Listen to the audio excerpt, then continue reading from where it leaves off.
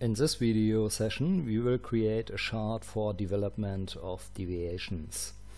In this example, for January we've got $27,000 and a deviation of plus 3,000.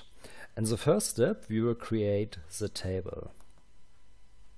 Here we've got the months from January until December, then the actual values, and in this example the last year values.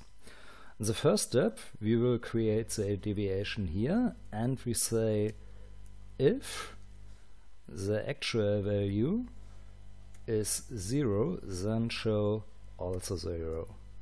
If not, then we say D8 minus E8, and we will copy it down. So in this case, for October, November and December we have a deviation from 0. Then we will create the positive deviation and say if the deviation is bigger than 0, then we will take the deviation from cell F8. If not, we will take 0 and copy it down. And you see here for February we have minus $13,000 and positive value is 0. Then for the negative value we say if the deviation is smaller than 0, then absolutely from the deviation. If not, then 0. And we've got a mistake here. If is missing.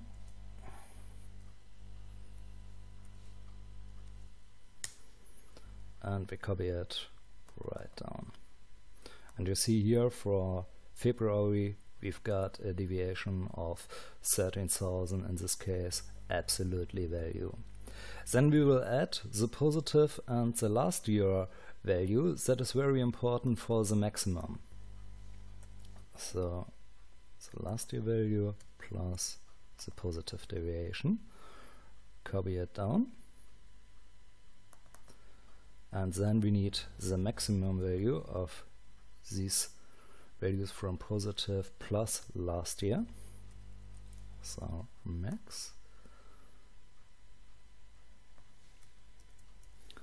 And we've got the value 32 from June. That's the first step for the table. In the next video we will create the chart for the last year values.